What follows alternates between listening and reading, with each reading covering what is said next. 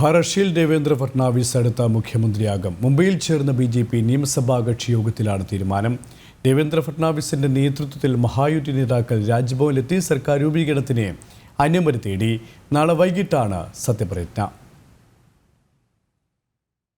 കേന്ദ്ര നിരീക്ഷകരായ ധനമന്ത്രി നിർമ്മല സീതാരാമൻ, മുൻ ഗുജറാത്ത് മുഖ്യമന്ത്രി വിജയ് രൂപാണി എന്നിവരുടെ നേതൃത്വത്തിൽ മുംബൈയിൽ ചേർന്ന BJP കോർ കമ്മിറ്റി യോഗത്തിലാണ് ദേവേന്ദ്ര ഫട്നാവിസിനെ മുഖ്യമന്ത്രിയാക്കാനുള്ള ധാരണയായത്. തുടർന്ന് നടന്ന BJP നിയമസഭാ കക്ഷി യോഗത്തിൽ കക്ഷി നേതാവായി ദേവേന്ദ്ര ഫട്നാവിസിനെ പ്രഖ്യാപിച്ചു.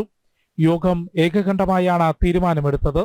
യോഗത്തിന് ശേഷം ദേവേന്ദ്ര ഫട്നാവിസ് ഏക്നാഥ് ഷിൻഡെ, അജിത് പവാർ എന്നിവരുമായി കൂടിക്കാഴ്ച നടത്തി. മഹായുതി നേതാക്കൾ രാജ്ഭവനിലെത്തി മുഖ്യമന്ത്രി സ്ഥാനത്തേക്ക് ദേവേന്ദ്ര ഫട്നാവിസിന്റെ പേര് ശുപാർശ ചെയ്തുകൊണ്ടുള്ള കത്ത് ഗവർണർ CP രാധാകൃഷ്ണന് നൽകി. മഹായുതി നേതാക്കൾക്കും ജനങ്ങൾക്കും BJP केंद्र नेतृत्वातून देवेंद्र फडणवीस नंदी അറിയിച്ചു. आणि महायुतीचा मुख्यमंत्री म्हणून माझा शपथविधी करावा अशा प्रकारची विनंती त्यांनी माननीय राज्यपालांना केली आहे.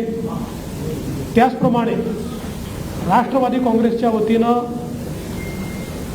राष्ट्रवादी काँग्रेसचे अध्यक्ष आणि उपमुख्यमंत्री माननीय अजितदादा पवार यांनी देखील त्याच आशयाचं पत्र देऊन मला मुख्यमंत्री म्हणून शपथ द्यावी अशा प्रकारची विनंती केलेली आहे. आमच्या मित्रपक्षांनी देखील तशाच प्रकारची विनंती केली आहे आणि या सगळ्यांच्या विनंतीचा मान ठेवून माननीय राज्यपाल महोदयांनी आम्हाला निमंत्रित केलेलं आहे. देशाचे प्रधानमंत्री माननीय मोदीजींच्या उपस्थितीत നാളെ വൈകിട്ട് 5 മണിക്ക് ആസാദ് മൈതാനിയിൽ ഫട്നാവിസിന്റെ നേതൃത്വത്തിലുള്ള മഹായുതി സർക്കാർ സത്യപ്രതിജ്ഞ ചെയ്ത് അധികാരമേൽക്കും. അജിത് പവാർ ഉപമുഖ്യമന്ത്രിയാകും.